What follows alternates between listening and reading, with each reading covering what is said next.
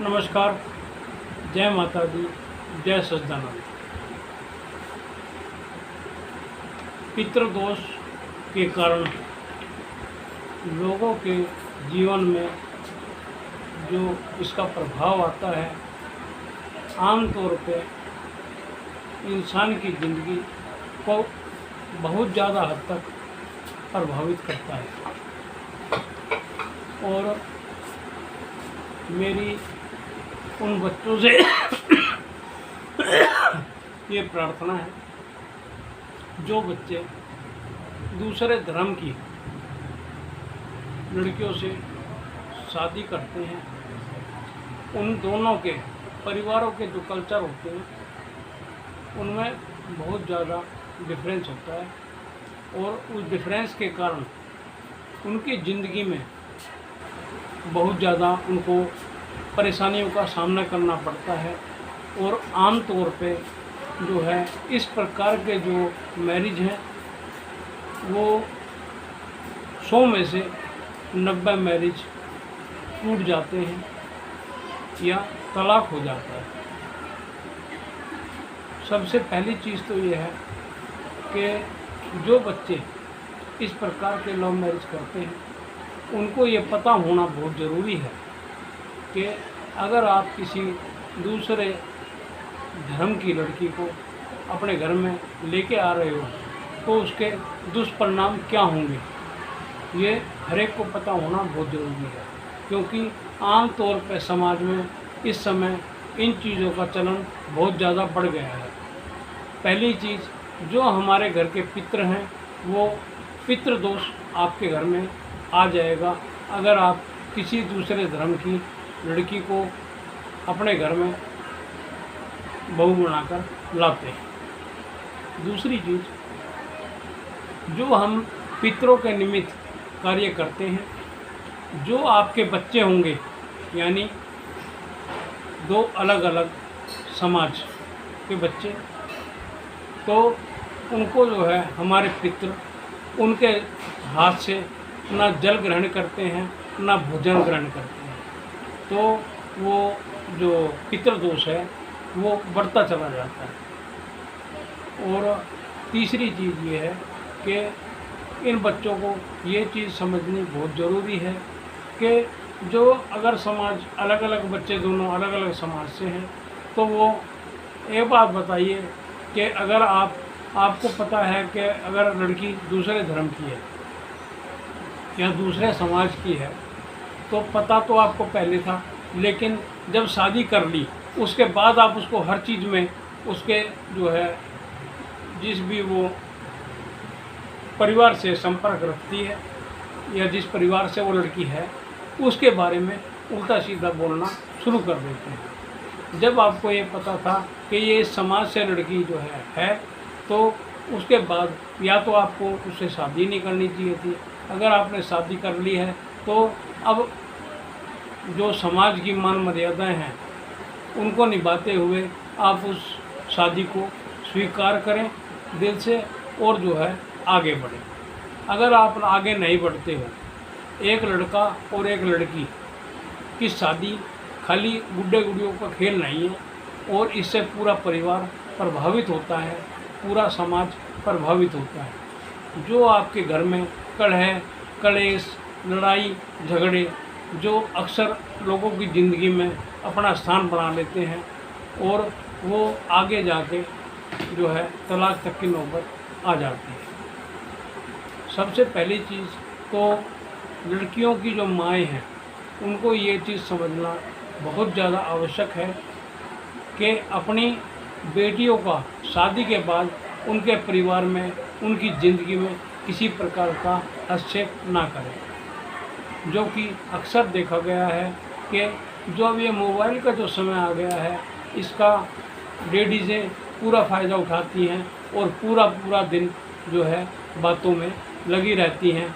अगर आप देखिए जो आपकी लड़की है उसके जीवन में दुख हैं या नहीं है, लेकिन अगर वो बढ़ा चढ़ा के अपनी माँ को बता रही है या अपने परिवार के राज जो है अपनी माँ को बता रही है, उनकी कमियाँ हर कमी को वो अपने माँ बाप को बता रही है तो उसका प्रभाव उसी के जीवन पे पड़ना स्वाभाविक है।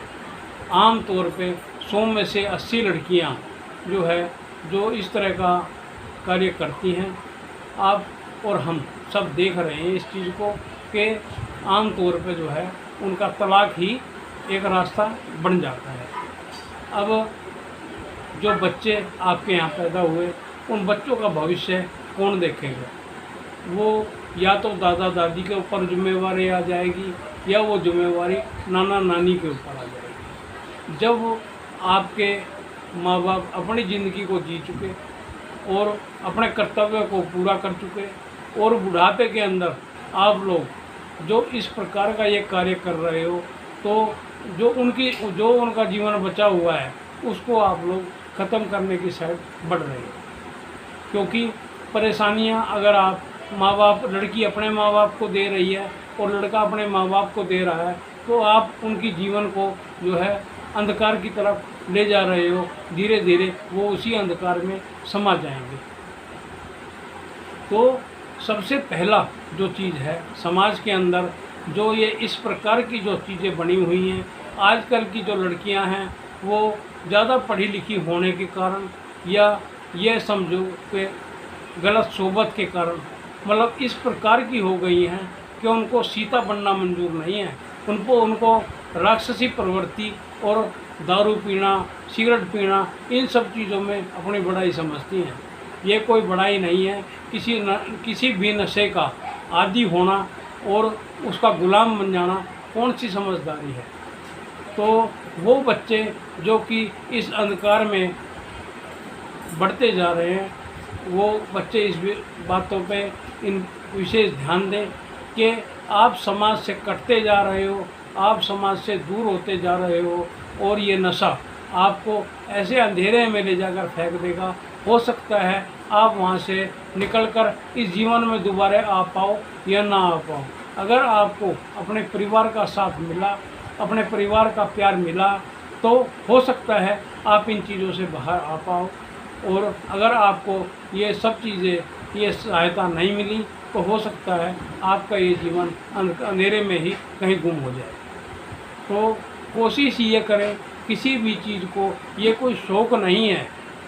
नशा शुरू में शौक़ से शुरू होता है लेकिन बाद में ये नशा इस प्रकार से बन जाता है, ये एक तरह की बेड़ी बन जाता है कि इसके बगैर इंसान अपना जीवन को अधूरा महसूस करता है। तो जो आजकल जो नई जनरेशन अब आ रही है उसको इस चीज़ से बहुत ज़्यादा सावधान रहना चाहिए कि ना शौक़ में ना कैसे भी नशे को अपने जीवन में कोई स्थान ना दें। बाहर के देशों में ये चीज़ें आ भी चुकी हैं और हमसे पहले जा भी चुकी हैं और अब वो नशा मुक्त जो है समाज बना चुके हैं। लेकिन हमारे पास ये चीज़ थोड़ा देर से आई है। तो आज के समय में कोई भी बच्चा अगर नशा करता है तो उसका जिम्मेवार उसके माँ बाप, उसके गार्डियन ज़रूर हैं, क्योंकि इसका मतलब उन्होंने अपने बच्चे के ऊपर पूरा ध्यान नहीं दिया। वो बच्चा किस समय बाहर घूम रहा है, किसके साथ घूम रहा है और जो वो नशे का जो पैसा है वो उसको चोरी चकारी और इन सब चीज़ों में लगा देता है अगर उसको अपने परिवार से वो पैसा नहीं मिलता। तो मैंने एक इंसान को देखा था जो कि मेरे दोस्त का बड़ा भाई था। उनके कई तेल के टैंकर थे और एक अच्छा जो है नाम उनके परिवार का समाज के अंदर था, मान प्रतिष्ठा थी। और एक भाई उनका जो है नशे में पड़ गया और नशे में पड़ने के बाद हमने उसको मार्केट में चोरी करते हुए और लोगों दुकानदारों का सामान उठाते हुए देखा और उसकी कंडीशन उसके परिवार की हमने देखी कि उसकी पत्नी लोगों की दुकानों पे नौकरी करने तक को मजबूर हो गई। इसका मतलब ये है उसके सास ससुर ने उनका साथ छोड़ दिया, अपने लड़के का भी और बहू का भी। अब आप एक चीज़ देखिए, उस लड़के ने अपनी ज़िंदगी तो तबाह की, अपनी पत्नी की ज़िंदगी तबाह की, ठीक है, और अपने बच्चों का भविष्य बुरी तरह से उसने ख़त्म कर दिया। तो समझदारी, एक इंसान की समझदारी से ही बहुत कुछ बदल सकता है। और धीरे धीरे करके इन सब चीज़ों से इंसान, अगर जितना ज़्यादा आप इस चीज़ों से दूर रहोगे, इन चीज़ों के नज़दीक नहीं जाओगे, इन चीज़ों को अपने जीवन में नहीं उतारोगे, तो उसी में आपका भी भला है, आपके परिवार का भला है और इस समाज का भी भला है। तो बच्चे इस तरह के शौक ना पाड़ें जिनका खामियाजा उनको पूरी ज़िंदगी भुगतना पड़े। तो मैं इसी चीज़ को ऊपर ज़्यादा बल इसीलिए दे रहा हूँ क्योंकि मैं भी समाज का हिस्सा हूँ, समाज के बीच में रह रहा हूँ, लेकिन मैंने हर तरह के समाज में इस तरह के बच्चों को पनपते हुए और जो है अंधेरे में जाते हुए देखा है। और मैं ऐसे बच्चों का जो है कोशिश करता हूँ उनके साथ जुड़ के, ताकि उनका वो नशे से मुक्त हो सके, और मैं नशे से मुक्त कराता भी हूँ। तो लेकिन हर इंसान तो मेरे से जुड़ा हुआ नहीं है, लेकिन मेरी कोशिश सिर्फ यही है, एक जो है नशा मुक्त समाज ही तरक्की कर सकता है। और जो इंसान नशे के चंगुल में फंस गया उसका जीवन वहीं पे ख़त्म समझो। वो इंसान एक ही जगह पे रुक जाता है, एक ही जगह पे खड़ा हो जाता है, उससे आगे वो बढ़ नहीं पाता। लेकिन हमारे समाज में उनके माँ बाप की और हमारे समाज की यही जिम्मेवारी है कि उनको अकेला ना छोड़ें। अकेला छोड़ने से उनका जो भविष्य है, उसके परिवार का, उसके बच्चों का जो भविष्य है, वो पूरी तरह अंधकारमय हो जाएगा। और अगर हम और आप प्रयास करें तो उसका नशा छुड़वा सकते हैं, और वो भी दोबारा इस समाज के अंदर अपनी कुछ ना कुछ जो कार्य वो कर सकता है, जो अपना योगदान दे सकता है, वो इस लायक बन सकता है। ठीक है, नमस्कार, जय माता दी।